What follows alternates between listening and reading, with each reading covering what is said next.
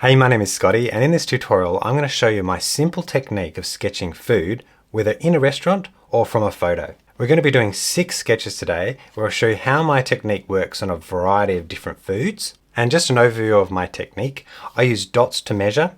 I go from big shapes to small shapes, and we use loose and impressionistic line work, and we don't worry about mistakes. So we'll start off with the hamburger here, and what I'm going to do is look at the big shape of that height of that hamburger.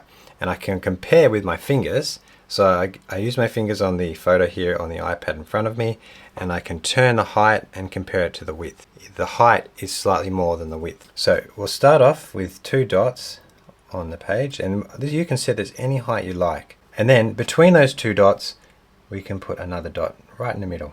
So if you get that height of half of that height, and turn, and then I can see that would be the width if it was equal, but it's not, it's in a little bit, so I'm just going to go in slightly and put a dot there. Now we grab that width there and go across, and if you want to use a ruler here you can as well. But that's approximately the proportions of the burger. Now we can start the main shape. So it comes out like this, and see it can have little deviations because it curves around there. Now we'll do this red line here, so along the bottom past that dot. There, we've got that bottom of the hamburger. Now we're going to roughly outline this as best we can. Got that little bit of lettuce, leaves like this, and it's all in one line. And then some more lettuce coming down, and the side of the meat patty there. So we've outlined the big shape of that hamburger, and we're going to break it down into smaller shapes. Alright, here we go. So I'm imagining there's more rounded, gloopy mayonnaise sauce there. And then this line here, bottom of the mayonnaise. I drew the top of the red onion, and that's a smoother shape. And now the big juicy tomato cheese melting there. And so we've done all those smaller shapes. Now the details of the lettuce. So hold your pen loosely again and just try to get some interesting lines that fold in on each other. What about texture now? You can add some little black circles for the patty. Okay, we've finished the burger. So now we can move on to the chips there. So now I'll look at the height. We have to compare it to the first thing we sketched, which was the burger.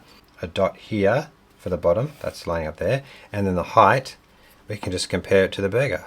Now halfway between those 2 dots, let's put a dot. So you can grab that half of that height there and turn around and put it there, either side. And so it comes straight down from that point and then in towards the middle and put a dot. Let's add that line, connect that line there. Down this side and this side. So go up, this is the height. So I know that if I come up like this, and there'll be a chip here, come down here, goes up like this. The same height as that side, go across, and we add that front chip there. In, and make sure you try and do them in one line. So we're going to do all the line work for all the different food and then come back and watercolor them all in one go. Now we'll sketch this strawberry and blueberry tart. And so I'll put 2 dots for the width here now this time. 2. And then half of that, put a dot. Now when I'm comparing this with my fingers, so I get the width. So the height of this shape is smaller than the width. Get half of the width here and then turn and put it on the top. That point, if I put it there, it'd be too high, so I need to come down a bit. Grab that and come down and put another dot. So from this dot here, go down, you can angle it slightly, like that. The curve to come out quite far. So if you look at that straight line between the 2, we don't want it to come to here. We want to come out so that there's a curve. So just going to wave. There we go. So they didn't perfectly match up, but when you finish, no one will see that. So I'm thinking of that straight line between the 2 points and then going out. And then now we have to outline things like blueberries. There's 2 there. And then there's another shape here, another strawberry. Okay, so from the middle to this point, let's go halfway. A subtle undulating line like this. And now roughly go around that. It's coming down like this and come around this blueberry there. So I just overlapped the line, that's totally fine. Oh, did I miss one there? There's a little one here. And a lot of it is trusting the process that. So now I'm drawing them right in the middle. And a final detail would be just on the strawberries, we're just going to do some dots. So get your pen. Now this will be fun to do the watercolor on that one. Can't wait to do that. So let's move on to our next food. So the next one is a bowl, and this bowl is a really nice one to sketch because of the shape. We start with the width again, like we're going to do with a lot of these, and then put a dot there for the middle. And then for this one, let's halve this side, put a dot right in the middle there, and on this side, put a dot in the middle there. Because this distance here is the same as the height, so I'm going to put a dot there. Now to do this circle, once again we use that technique where we just start off with a line, we'll draw little dashes on each dot. So line like that, but think of them more of straight lines, just a subtle curve. Do each segment. And they're not perfect, but it's much better than trying to draw it in one go. Edge and the middle is actually the same as that height down here. So I'll put a dot like that so you can measure those being the same around those dots. And then you start this curve here down to there. Now we'll focus on the next biggest shapes. So draw that egg shape here, and then the yolk in the middle. Like that, and draw that line down, a piece of chili there, and a little bit of detail in there. Outline of those leaves. Just some long wiggly noodles. And there we go. And the rest of the detail we'll use watercolor. Now move on to the still life of the bowl of fruit. So let's put our width again. You'll start to see a pattern in the way I'm doing this. Halfway point between the two width, halfway between those on either side. Grab one of those, get the height. So this side here, draw a line there. Now the first fruit, which fills up most of the bowl, and let's outline that fruit of that lemon. And then the pomegranate curves outside the line and has this nice feature on the top down there. It really comes out there. So see, I'm just holding my pen lightly and letting it wiggle on this rough paper. Anything else? Maybe some dots on the lemons. I think that'll just give it a nice difference to the other bowls. There we go. Let's make sure we draw it wide because we want that detail to be big enough for us to sketch it. And once again, following the same technique, I put a dot right in the middle, and then halfway between those two dots. That's a quarter of that whole width, and go up, put a dot there, each dot of the outside. And a line on this side, and on this side. So the first thing we can do is draw the thing that is in the foreground, the closest on top. And draw a line up, across a bit, and then back down. There we go. I'm just exaggerating some of those shapes. Pea there, and a green pea there. And I'm just trying to find the most obvious things, the things that stand out the most. Like another pea in there. Going up towards those wavy lines. And there's a lot of space there to do some interesting watercolor work. With our last reference, it's a complete perfect circle. So I'll have a go at doing that. Put my dots once again. And this time we can just go straight up, get that whole half, and go up. So put that dot there. And then we do the outlines. So a line there, slightly curved, and the left. And it's easy to do these in segments. Now we'll outline this whole middle plate of the food. There's so much detail there. So come down a little bit like that. Halfway between there, and then halfway. I'm exaggerating the shapes so that you can see them easily when you look at the sketch.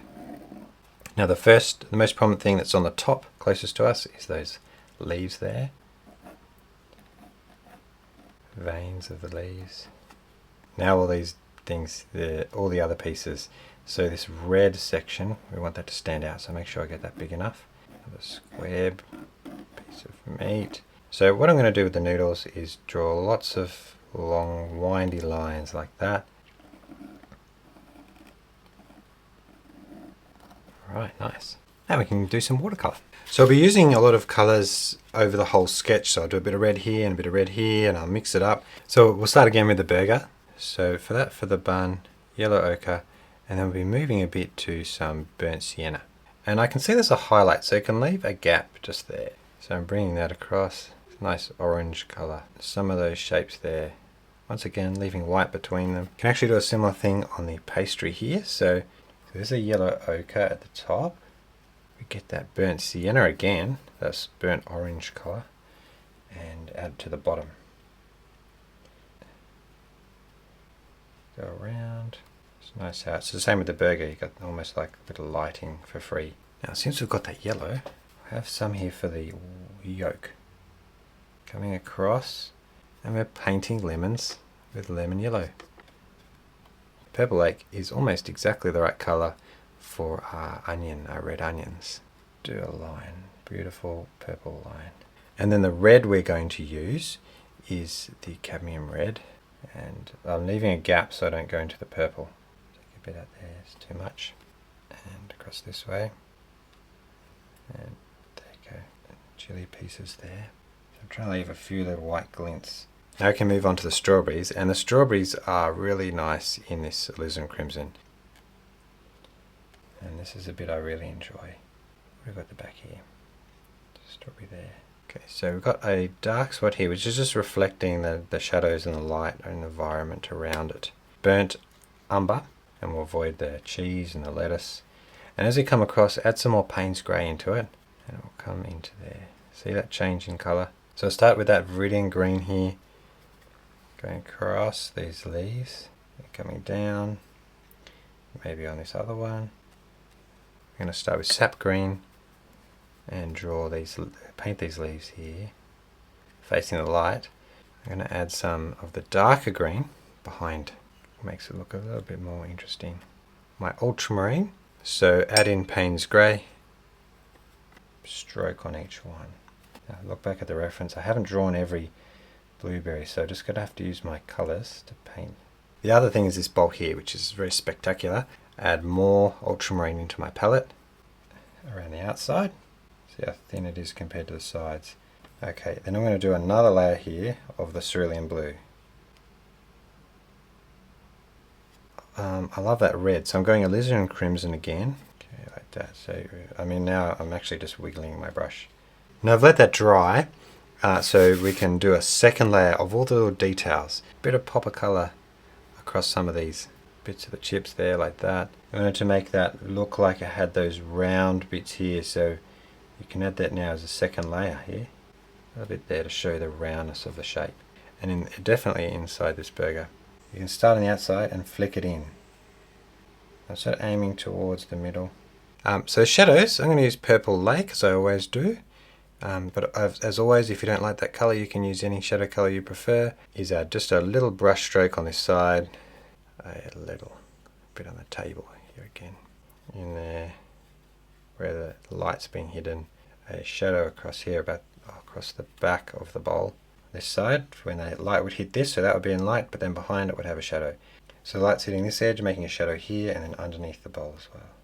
Across here, I might just put them a bit like that, and then... Now all the watercolour is finished, we can add some highlights. So I have my white pen, there's a Uniball Signo pen, just tapping them. And then on the blueberries, we can also add a reflection on the top, because the light is coming down on the top. The bun has some reflections, so you can add some in there too. Here, are there any reflections I've missed? So in the tops of the pomegranate, and then on these fruits here, the lemons, dots there too. Little lines now there, sketching them in.